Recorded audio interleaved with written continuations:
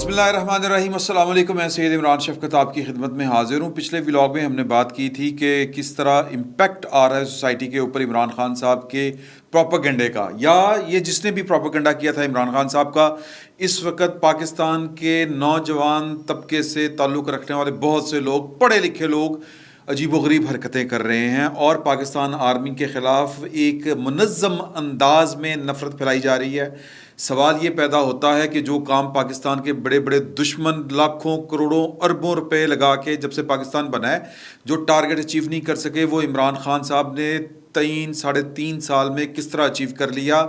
اور اس سوسائٹی کا اب کیا بنے گا آگے چل کے؟ کیا عمران خان صاحب کو محض پکڑ کے بند کر دینے سے، یا ان کے خلاف مقدمے یا مقدمہ بازی کر کے، یا پھر ان کی آڈیوز وغیرہ لیک کروا کے، کیا اس امپیکٹ کو سوسائٹی کے اوپر جو نیگیٹو آ گیا ہے اس کو ختم کیا جا سکتا ہے؟ پہلے تو یہ سن لیں آپ کہ امپیکٹ کیا آیا ہے. ہوا یہ کہ میرے ڈاکٹر ہیں، میں ان کا نام جان بوجھ کے نہیں لے رہا، امداد سمرو صاحب نے بھی یہ واقعہ جو ہے یہ شیئر کیا ہوا ہے.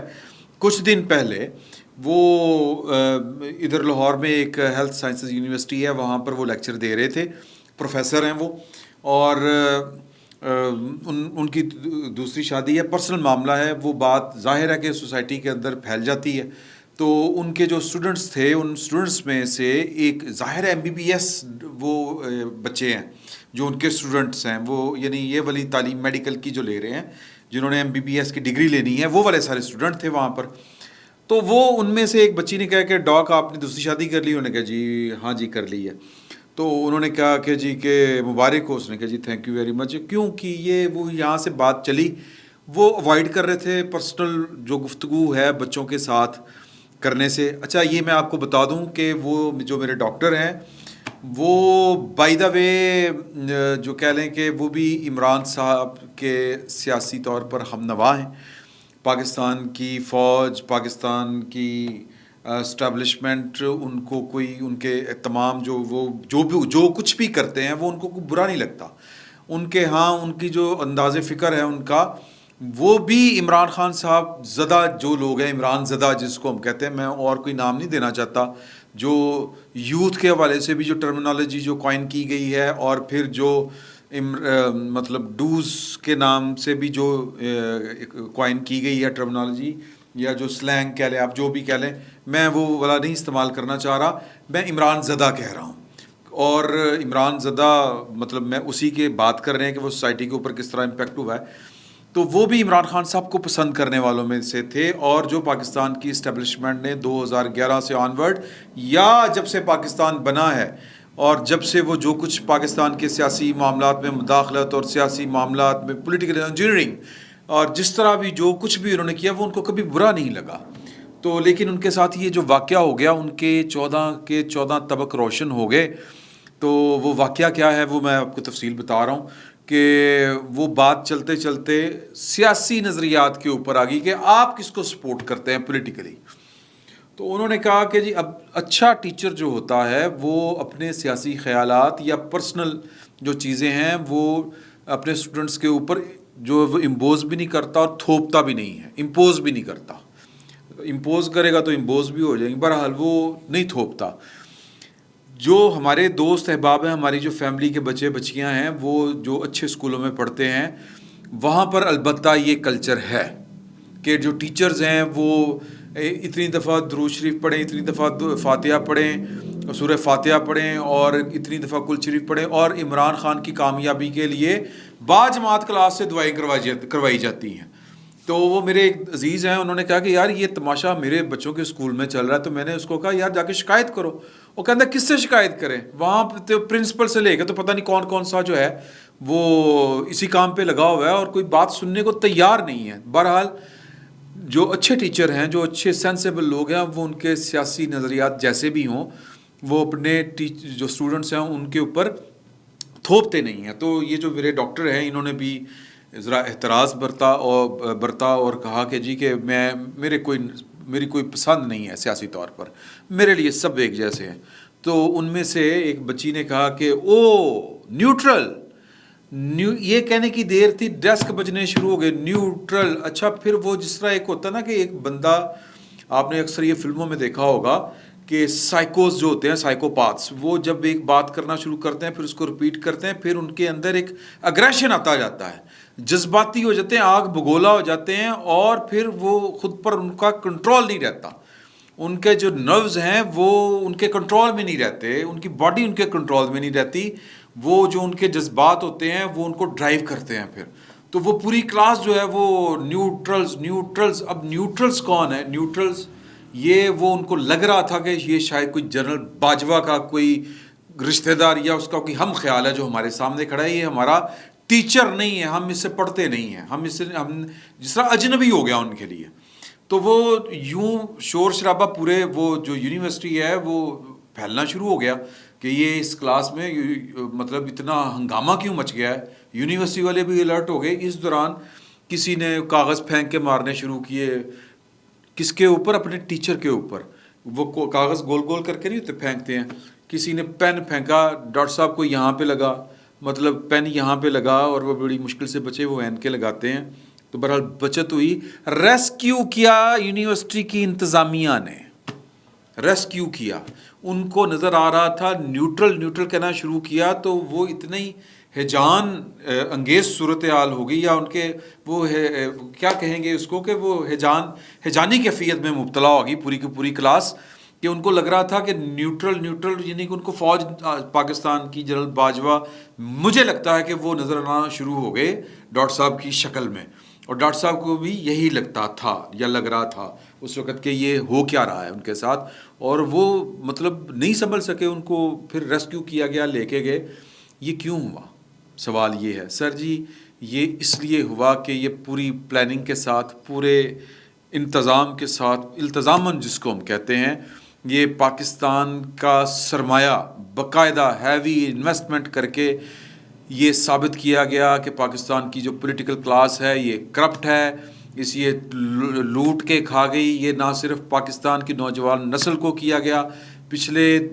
یہ کم از کم جو ہے جنرل کیا ان کو کہیں گے ہم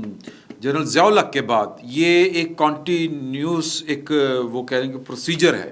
جو آہستہ آہستہ پوائزننگ کی گئی ہے کہ پاکستان کی پولیٹیکل کلاس کرپٹ ہے چور ہے لٹیری ہے یہ جناب لوٹ کے کھا گئی پیسہ سارا باہر لے گئے یہ کر دیا وہ کر دیا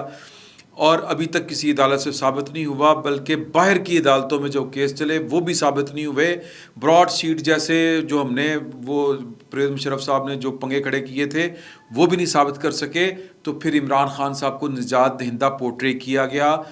ہیوی انویسٹمنٹ کے ساتھ یہ ثابت کیا گیا کہ یہ صادق ہے یہ امین ہے نتیجہ کیا ہے کہ اب ان کی آڈیوز بھی آ رہی ہیں اب یہ اثر زائل کرنے کی کوشش ہے اس طرح اثر زائل نہیں ہوتے اب ایک تازہ تصویر آپ دیکھیں کہ پاکستان کے ایک کیا کہیں گے اس کو بڑے صحافی جو رہے ہیں جید صحافی رہے ہیں اور پاکستان کی اسٹیبلشمنٹ کے قریب رہے ہیں جرنیلوں کے ساتھ جپیاں پپیاں ہیں جی ہیلی کاپٹر جہاز اور پتہ نہیں کیا کیا کچھ ان کے لیے نچھاور ہوتا تھا ان کے آگے پیچھے ہوتے تھے ایئر بیسز ان کے لیے بحری جہاز ان کے لیے اور ہیلی کاپٹر ان کے لیے اور ہر جو وسائل ہیں پاکستان کے وہ ان کے لیے تھے ان میں سے ایک کافی سارے وہ صحافی ہیں ارشد شریف صاحب بھی ہیں پہلے انہوں نے میں نے آپ کو بتایا ہم نے ڈسکس بھی کیا تھا امریکہ کا جو دورہ تھا جنرل باجوہ صاحب کا وہ انہوں نے تصویر شیئر کی کہ یہ ساتھ میں کون بیٹھا ہوا ہے وہ بتانا یہ چاہ رہے تھے کہ یہ جو ساتھ گیا ہوا ہے دراصل امریکہ کی منظوری لینے کے لیے کہ اگلا آرمی چیف یہ ہوگا یہ حالانکہ وہ ان کا پرسنل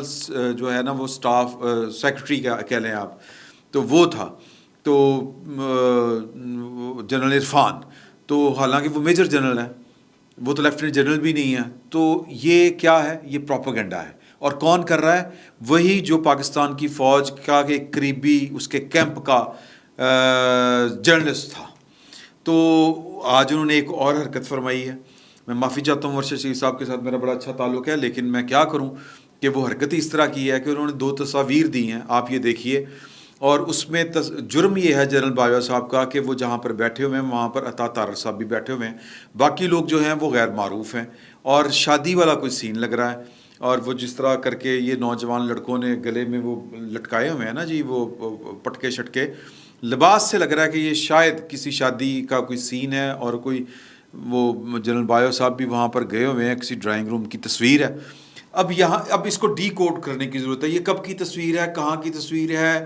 کوئی کسی کو ڈیٹ پتہ ہو تو ذرا بتائیں. سر یہ ہوتا ہے پروپیگنڈا, اور یہ ہوتا ہے پروپیگنڈے کے نتائج. ایک میں نے آپ کو ڈاکٹر صاحب والا واقعہ بتا دیا کہ سوسائٹی اور نوجوان نسل جس کو آپ نے پروپیگنڈے کا شکار کیا وہ اب کس طرح ریئیکٹ کر رہی ہے. آپ ہی کا پروپیگنڈا کیا ہوا اور آپ ہی کا پروپیگنڈا ٹول, وہ جن صحافیوں کو آپ بلا کے دکھاتے تھے, بتاتے تھے چیزیں, اچھا وہ بھی مخصوص صحافی تھے, ورنہ تو اور بھی بڑے سارے صحافی ہیں, شامی صاحب ہیں اور بھی بڑے سارے صحافی ہیں, ان کو کیوں نہیں بلا کے یہ والے ثبوت دکھائے گئے جی. تو لہٰذا اپنی کماش کے لوگ جو ہوتے ہیں وہی, وہ کہتے ہیں نا خانہ دے خان پروڑے, تو آپ ہی کی جو مرضی کے تھے وہی آپ کا ٹول بنے. تو جو ٹول بنے تھے وہ آپ کے خلاف ہتھیار کے طور پر استعمال ہو رہے ہیں. میں پاکستان کی فوجی اسٹیبلشمنٹ کی بات کر رہا ہوں. یہ میں نے یا وہ ہم جیسے لوگوں کے اوپر جو غیر جانبداری سے سوال کرتے تھے کہ پاکستان کی فوج کا پولیٹیکل کریکٹر کیوں ہے, تو پھر ہمارے اوپر جو قیامتیں ٹوٹتی تھی, یہ ہم میں سے کوئی بندہ یہ والی بات نہیں کر رہا. زہریلا پروپیگنڈا فوج کے خلاف یہ وہ کر رہے ہیں جو آپ کا اثاثہ ہوتے تھے, اپنے ارشد شریف صاحب جیسے لوگ, تو وہ یہ تاثر پھیلانے کی کوشش کر رہے ہیں. میں اس کو ڈی کوڈ کر دیتا ہوں. سر سمپل سی بات ہے, عطا تارڑ صاحب جو ہیں وہ رفیق تارڑ صاحب کے پوتے ہیں, بات ذہن میں رکھیے. اور رفیق تارڑ صاحب جو ہیں وہ گکھڑ کے قریب ایک پیر کوٹ گاؤں ہے وہاں کے ہیں, اور جنرل باجوہ صاحب جاٹ ہیں, گکھڑ کے ہیں, یعنی ان کا علاقہ تھانہ جو ہے وہ سیم ہے. ان کی رشتہ داریاں ملتے جلتے, سر جٹ جٹاں یہ مطلب کیا مجدیاں بھیڑاں, مطلب برادری ہے یار, تو کوئی نہ کوئی تو تعلق بنتا ہوگا. اب کوئی جو جنرل بن گیا ہے یا چیف آف آرمی سٹاف ہے, رشتہ داروں کو توپ دے کے کھڑ کے گولی مار دے, سوال ہے. وہ جائے گا کسی شادی میں جائے گا, کسی غمی میں جائے گا, کسی مطلب تقریب میں جائے گا, کسی سوشل گیدرنگ میں جائے گا, 100 تعلق ہوتے ہیں, بیوی بچے بہن بھائی خاندان. تو کیا ہر تصویر کو پکڑ کے اسی طرح پولیٹیسائز کرتے جائیں ہم؟ یہ اس طرح نہیں ہوتا, لیکن اس طرح ہو رہا ہے. اور سوسائٹی کے اوپر جو اثر پڑ رہا ہے وہ آپ دیکھ چکے ہیں. میں آپ کو 2 واقعات بتا چکا ہوں. اور سوال اب 2 طرح کے پیدا ہوتے ہیں کہ پہلی بات یہ کہ اس طرح کے تجربے کے آپ بھی آگے بھی چل کے ہوتے رہیں گے, یا ہم سبق سیکھیں گے, یا ہم یہ مان لیں کہ آپ نے اب جب کہہ دیا کہ ہم اے پولیٹیکل ہے, اب آئندہ ہم نے کچھ نہیں کرنا, کوئی تجربے نہیں کرنے. یہ وقتی جذبہ ہے کوئی, یا یہ تاریخ سے سبق سیکھ لیا ہے؟ پہلا سوال یہ ہے. جواب میں نہیں دے سکتا, جواب جنہوں نے دینا ہے, ہم ان سے سوال نہیں پوچھ سکتے, تو جواب کیا مانگ سکتے ہیں؟ ان کی مہربانی تھی, انہوں نے کہہ دیا کہ ہم اے پولیٹیکل ہیں. اللہ کرے کہ وہ اے پولیٹیکل ہی رہیں اور اس طرح کے کوئی تجربے نہ کرتے پھریں کہ بعد میں وہ فصل کاٹتے ہوئے پھر ہاتھ زخمی ہوں جو ہو رہے ہیں. تو اب جنرل باجوہ صاحب کی وہ جو تقریر میں انہوں نے جو پیغام دیا ہے وہ اپنی جگہ پر, کیا سوال یہ پیدا ہوتا ہے کہ کیا ریاست کی طاقت, یہ جو طاقت بندوق والی ہوتی ہے, جو مسلز والی ہوتی ہے, وہ استعمال کر کے عمران خان صاحب کی شکل میں پھیلایا گیا زہر جو سوسائٹی کے اندر سرایت کر چکا ہے. اور میں جن کو عمران زدہ کہتا ہوں, سر وائرس جو ہوتا ہے وہ صرف میڈیکلی والا وائرس نہیں ہوتا جو باڈی کے اندر جا کے بیولوجیکلی باڈی کو جو ہے وہ اٹیک کرتا ہے. کچھ نفسیاتی وائرس بھی ہوتے ہیں, اور یہ دنیا بھر کی اقوام میں پھیلے, اور دنیا کی مختلف اقوام نے ان کا تدارک کیا. طریقہ کار کیا ہے؟ کیا ہماری ریاست اس طرح سے سوچ رہی ہے؟ کیا ہمیں اس طرح سے کرنا پڑے گا جو دنیا کی دوسری اقوام نے کیا؟ اور وہ کیا کیا؟ کیا بس لوگوں کو پکڑ کے تھانوں کے اندر, جیلوں کے اندر بند کر دیا, لیڈر کو پکڑ کے پھانسی لگا دیں؟ کیا اس سے یہ مسئلہ حل ہو جائے گا؟ یہ بڑا اہم سوال ہے. اور ہم نے اس سوال کا جواب پاکستان کے نوجوان ہسٹورینز میں سے ایک ہیں فیصل وڑائچ صاحب, ہم ان سے پوچھیں گے اگلی نشست میں. فی الوقت اتنا ہی. بہت بہت شکریہ.